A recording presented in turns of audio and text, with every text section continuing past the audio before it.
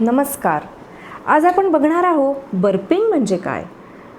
Burping म्हणजे जेव्हा स्तनपान आपण करतो, स्तनपान केल्यानंतर ब्रेस्ट मिल्क दिल्यानंतर जी आपण ढेकर काढतो बाळाची, त्याला आपण बर्पिंग म्हणतो.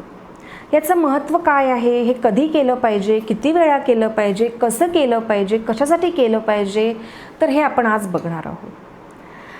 तर जेव्हा बाळ आईचं दूध पीत असतं, तर कितीही नाही म्हटलं तरी पण दुधाबरोबर हवा ही बाळाच्या पोटात जात असते आणि बाळाच्या पोटाची कॅपॅसिटी कमी असते.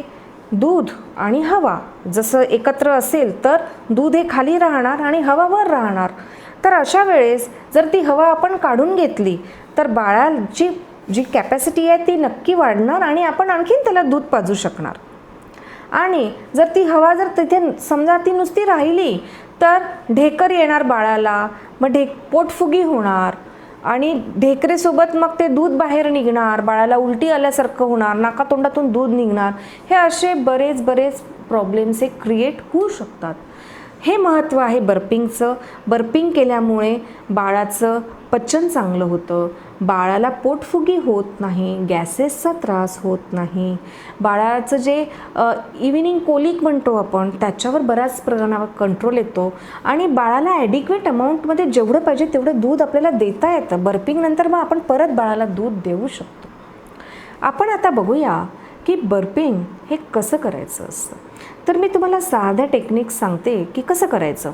समजा आपलं हे बाळ आहे, बाळाला आपण असं आडवं घेतलेलं आहे, तर बाळाला नेक सपोर्ट देणं खूप आवश्यक आहे. नेक सपोर्ट दिल्यानंतर बाळाला आपण उजव्या किंवा डाव्या खांद्यावर घेऊ शकतो. नेक सपोर्ट देऊन बाळाला असं खांद्यावर घ्यायचं आहे. एक हात मानेजवळ आणि एक हात आपल्याला खाली घ्यायचा आहे.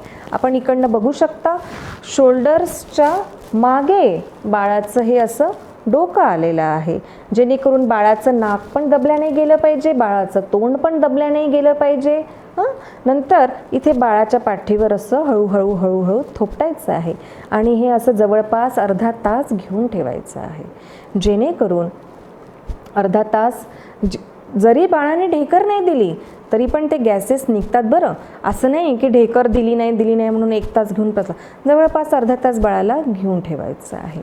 नंतर ह्या पोझिशनमध्ये आहे ना, काही जणांना ज्यांना सवय नसते त्यांना भीती वाटते, तर त्या केसमध्ये काय करू शकता तुम्ही की बाळाचं मानेला सपोर्ट द्यायचा आहे, खालून सपोर्ट द्यायचा आहे आणि आपल्या नजरेसमोर असं छातीजवळ बाळाला असं आपल्या पोटावर घ्यायचं आहे, जेणेकरून बाळाचं पोट हे दबलं पाहिजे आणि बाळ पण आपल्या नजरेसमोर राहिलं पाहिजे. आणि या हातामध्ये बाळाला धरायचं आहे आणि हळूहळू बाळाला थोपटायचं आहे. ह्या प्रकारे पण आपण करू शकतो. किंवा बाळाला जसं आपण मालिश करताना कसं बाळाला पूर्ण असं उलटं टाकतो, तर तसं पण उलटं टाकतो, पण बाळाचं नाकतोंड दबलं नाही पाहिजे.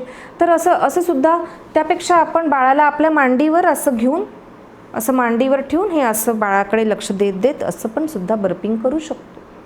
मांडीवर घेऊन सुद्धा करू शकतो, असं सुद्धा आपण करू शकतो. तर ह्या वेगवेगळ्या टेक्निक्स आहेत बर्पिंगच्या.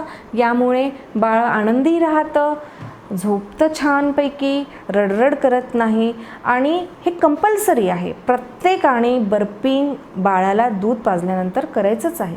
यामध्ये काही थोडेफार प्रॉब्लेम्स असतात की बर्पिंग केलं की बाळ उठूनच जातं.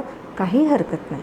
बर्पिंग केल्यानंतर पोझिशन चेंज झाल्यामुळे जर बाळ उठत असेल तर याचा अर्थ ती हवा निघून गेल्यामुळे बाळाचं पोट रिकामं झालं आहे, तर आपल्याला परत दूध द्यायचं आहे आणि परत थोडंसं बर्पिंग करून मग नंतर बाळाला पाळण्यात घालायचं आहे किंवा जवळ ठेवायचं आहे. तर बर्पिंग मी सगळ्यांना सांगेल की सर्वांनी हे जरूर करावं. आणि याच्यामध्ये जर आणखीन काही आपण याच्यात स्लाइड्स दिलेल्याच आहे, तर त्यासुद्धा बघून तुम्ही करू शकता. बर्पिंग हे 15 ते 20 मिनिट करायचं आहे. प्रत्येक वेळेस करायचं आहे, सकाळ दुपार रात्री प्रत्येक वेळेस करायचं आहे. तर हा व्हिडिओ जर तुम्हाला आवडला असेल तर जरूर शेअर करा, लाईक करा आणि सबस्क्राईब करा. बेल बटनवर क्लिक करा आणि जेणेकरून तुम्हाला हे नोटिफिकेशन्स मिळतील आणि ह्या ज्या छोट्या गोष्टी आहे, ह्या ज्या समस्या असतात ह्या तुमच्या नक्कीच दूर होतील. धन्यवाद.